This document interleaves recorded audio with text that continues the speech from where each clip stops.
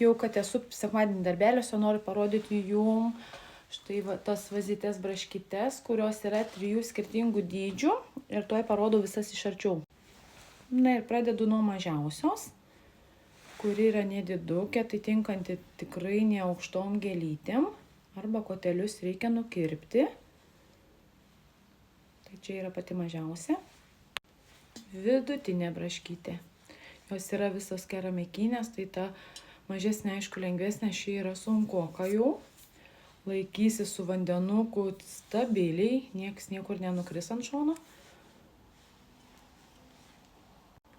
Ir paskutinė, tai šių braškyčių mama.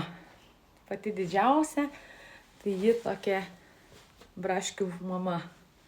Pažiūrėkite, jau mano galva nėra tokia maža, o ši čiut ne dvigubai.